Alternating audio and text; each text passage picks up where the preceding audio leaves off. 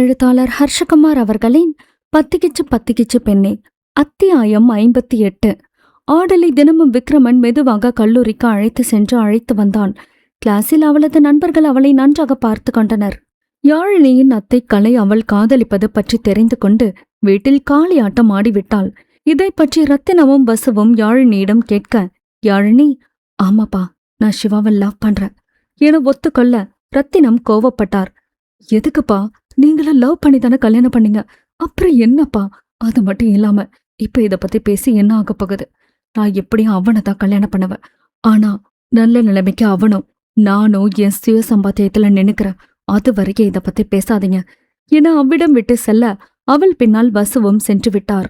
ரத்தினம் ஏதோ யோசித்தபடி இருக்க, நான் பாத்தியா அவளுக்கு எவ்வளவு தைரியம்னு? இதை இப்படியே விட்டா நல்லா இருக்காது. அதான் அவ யார லவ் பண்ற தெரியுமா? நம்ம கிட்ட வேலை பார்க்குற வேலைக்காரவங்க மாதிரி.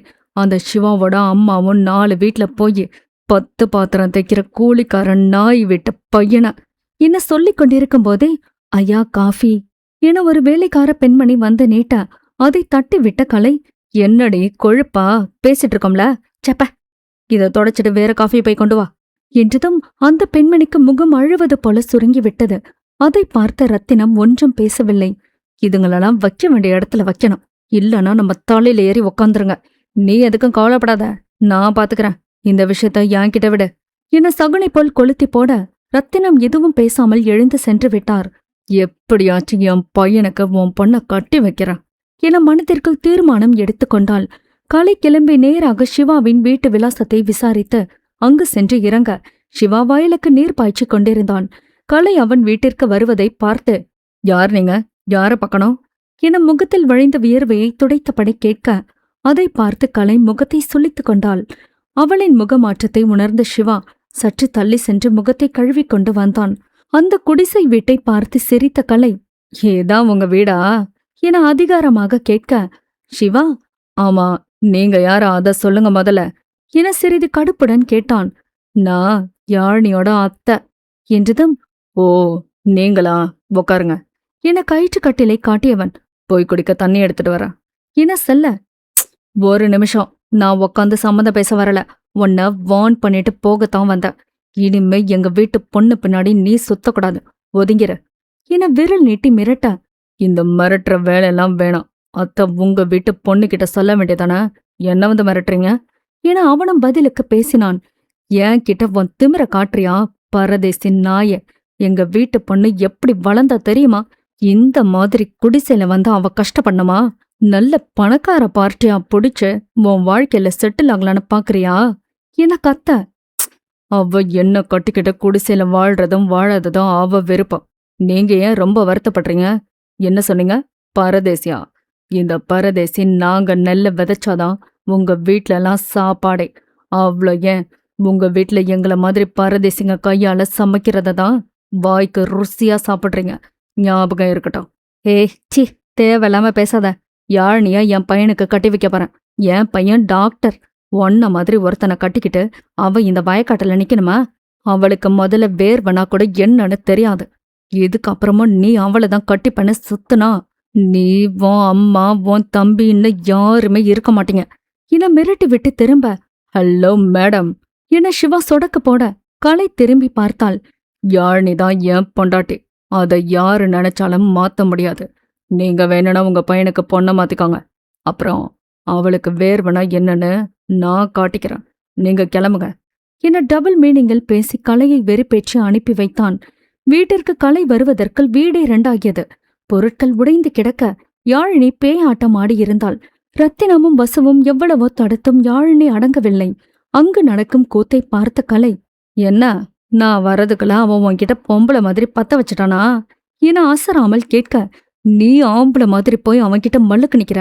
பேசாம நீ இந்த புடவைய கழட்டிட்டு எங்க அப்பாவோட பேண்ட் சட்டைய போட்டுக்கோ என்றதும் கலைக்கு அவமானமாக இருந்தது. தனது அண்ணனை பார்த்து, அவ எப்படி என அசிங்கப்படுத்துறா, நீ பார்த்துட்டு சும்மா இருக்க என கண்களில் கண்ணீருடன் கேட்கவும் ரத்தினம் யாழினியிடம், என்ன நினைச்சிட்டு இருக்க? நேத்து வந்தவனுக்காக உன்னை சின்ன வயசுல இருந்து வளர்த்த உன் அத்தை எடுத்தறிஞ்சு பேசுவியா என குரலை உயர்த்தி பேசினார். டாட், போதும், இவங்களை என் லைஃப்ல தலையிடக்கூடாதுன்னு சொல்லுங்க. அவனை பேச இவங்க யாரு?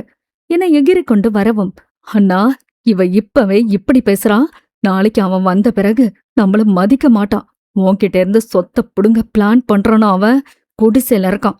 நம்ம பொண்ணு அங்க பொண்ணு ரொம்ப கஷ்டப்படுவா. ஆனா அவன் யாழினிய வச்சு பிளாக்மெயில் பண்ணியே நம்ம சொத்தெல்லாம் வாங்கிருவான் என்றதும் யாழினி கலையை அடிக்க கையை ஓங்கிவிட்டாள். அங்கிருந்தவர்கள் உறைந்து போய் நிற்க யாழினி கண்கள் சிவப்பேறி கோவத்துடன், இன்னும் ஒரு வார்த்தை அவனை பத்தி பேசுன நான் மனுஷியா இருக்க மாட்டேன். இப்ப சொல்றேன் கேளுங்க. உங்ககிட்ட இருந்து எனக்கு அம்மஞ்சொல்லி வேணாம். நான் இப்படியே போனாதான் அவன் ஏத்துப்பான். உன்ன மாதிரி சொத்துக்கு அலையிற பேய் அவன் இல்ல. நான் படிப்பு முடிஞ்சதும் அவனை கல்யாணம் பண்ணி காட்டுறேன். இத தடுக்க யார் வந்தாலும் உயிரோட எரிச்சிருவேன் என மிரட்டி விட்டு வீட்டை விட்டு வெளியேறினாள். வசுவும், கலை கோச்சுக்காத, அவ வாழ்க்கைய அவகிட்ட விடு, பாத்துப்பா, நீ தேவையில்லாம தலையிட்டு மூக்கு உடப்பட்டுக்காத என அவரும் தனது அறைக்கு செல்ல கலைக்கு அதிர்ச்சிக்கு மேல் அதிர்ச்சியாக இருந்தது. விழியை உருட்டியபடி தனது அண்ணனை பார்த்தாள். ரத்தினமே அதிர்ச்சியில் இருந்து இன்னும் வெளிவராமல் இருந்தார். ஏன்னா நீ மட்டும் சும்மா இருக்க? நீ ஏதாவது திட்டு என அவரை பிடித்து உழுக்க, கொஞ்சம் பொறுமையா இருக்கலை. அவ படிப்பு முடியற வரைக்கும் இந்த லவ் நீடிக்காது. அதுவே பிரேக்கப் ஆயிரும். அப்படி அவன்தான் வேணும்னு வந்தனேன்னா அதுக்கு மேல அவ விருப்பம். நம்ம தலையிடாம இருக்கிறது தான் நமக்கு நல்லது என அவரும் நகர்ந்து விட்டார். குடும்பமே ஒண்ணு சேர்ந்துட்டீங்களா? ச்ச, என் கணக்கு எல்லாமே தப்பா போயிருச்சு. ஒருமுறை வீட்டை சுற்றி பார்த்தவள், அவ்வளோதான், இந்த வீடும் சொத்தும் இனி நமக்குல்ல என பெருமூச்சு விட்டு ஏங்கி தலையில் அடித்துக்கொண்டு வீட்டை விட்டு வெளியேறினாள். அதன் பிறகு யாழினி சிவாவிடம் பெரிதாக பேசவில்லை. என்ன இருந்தாலும் தனது அத்தையை அவன் கோபமாக பேசிவிட்டான். அது தவறு என எடுத்து சொல்ல சிவா அவளிடம் கடுப்படித்தான். உங்க அத்தை பேசின பேச்சுக்கு நான் ரொம்ப கம்மியா தாண்டி பேசினேன் என அவனும் ஆர்கியூ பண்ண இருவருக்குள்ளும் இருக்கும் ஈகோ வெளியே வந்தது.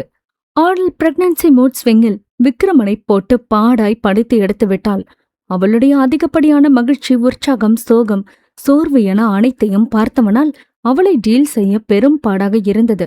ஒரு நாள் பைக்கில் அவளை பார்க்க அழைத்து கொண்டு செல்லும் போது ஒரு மாங்காய் மரத்தை பார்த்தவள் அதை கல்லால் அடித்து பறித்தாலே நகருவேன் என அவனை பாடாய் படைத்து விட்டாள். வாங்கி தருகிறேன் என்று சொன்னால், எனக்கு இந்த மாங்காய் வேணும் என அடம் பிடிக்க அவளை சமாதானப்படுத்த இறங்கி அவனே அந்த மாங்காயை கல்லால் அடித்து பறித்து கொடுத்தான். வீட்டில் இப்படி என்றால் கல்லூரியில் தனது நண்பர்களையும் அவள் விட்டு வைக்கவில்லை. முன்பு சமோசா, வடை, பஜ்ஜி இதுதான் வாழ்க்கை என்று இருந்தவளுக்கு இப்போது ஏனோ அதை பார்த்தாலே பிடிப்பதே இல்லை. கபிலன் ஒருமுறை வடை சாப்பிட்டு விட்டான் என்பதற்காக அழுது ஆர்ப்பாட்டமே செய்து விட்டாள். கபிலனை இழுத்து மண்டையில் கொட்டுவதுமாக அழுவதுமாக இருக்க தனது நண்பர்களிடம் குட்டி சைக்கோ என்ற பெயரை வாங்கிவிட்டாள்.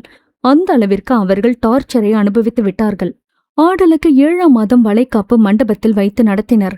ஆடல் மேடிட்ட வயிறுடன், கொஞ்சம் பூசிய உடம்புடன், சந்தனம் தீட்டிய குண்டு கன்னங்களுடன் அழகாக வந்து அமர விக்ரமனுக்கு தன் மனைவியின் அழகை ரசிக்க 2 கண்கள் போதவில்லை.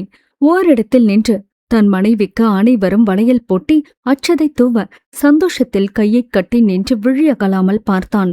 அதன் பின் அவனும் வந்து தன் மனைவிக்கு சந்தனம் பூசி தங்கத்தில் வளையல் போட்டு அழகு பார்த்தான். யாழினி தனது தாய் வசுவுடன் பட்டுப்புடவையில் அழகாக வந்திருந்தாள். முதன்முறையாக அவளை புடவையில் பார்த்த சிவா ஒரு ஆண்மகனாக அவளின் அழகில் மயங்கியே நின்றிருந்தான். சிவாவும் வேஷ்டி சட்டையில் மிடுக்காக நிற்க அதை யாழினி கவனிக்காமல் இல்லை. சிவா யாழினிக்கு மேலே உள்ள அறைக்கு வர சொல்லி மெசேஜ் போட யாழினி அதை பார்த்துவிட்டு அவன் அழைத்த அறைக்கு சென்றாள். சட்டென அவளின் கைப்பிடித்து உள்ளே இழுத்து கதவை தாழிட்டவன் முழுதாக அவளை ஏற இறங்க பார்த்து புடவையில் ரசித்தான்.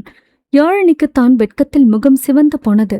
என்ன பண்ற சிவா, எல்லாரும் கீழே இருக்காங்க, வா போகலாம், யாராச்சும் வந்தா அவ்வளவுதான் என உண்மையான பயத்தில் சொல்ல, சரி சீக்கிரம் விட்டுருவேன், ஆனா நீயா எனக்கு ஒரு முத்தம் கொடு என்றதும் யாழினி அவனை பார்த்தவள், முத்தம் கொடுத்த விட்டுருவியா என மெலிதாக கேட்க அவளை சுவற்றில் சாய்த்து இரு பக்கமும் கையை வைத்து அணை கட்டியவன், குடுடி விட்டுருவேன் என அவளின் நடுங்கும் இதழ்களை பார்த்த மோக பார்வையுடன் குடுடி என பெருமூச்சுடன் சொல்ல யாழினி கண்களை மூடிக்கொண்டு அவன் இதழ்களுடன் தன் இதழ்களை பொருத்த சிவா அவளின் இடையில் கை வைத்து வருடினான்.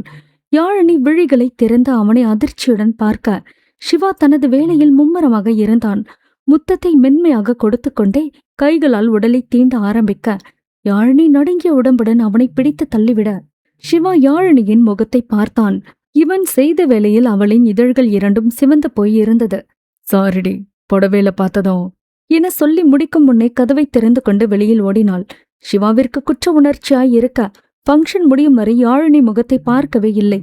நண்பர்கள் உறவினர்கள் புடைசூழ அனைவரும் வாழ்த்தி விழா இனிதாக நிறைவு பெற்றது. ஆடல் தனது தாய் வீட்டிற்கு அனுப்பி வைக்கப்பட்டாள்.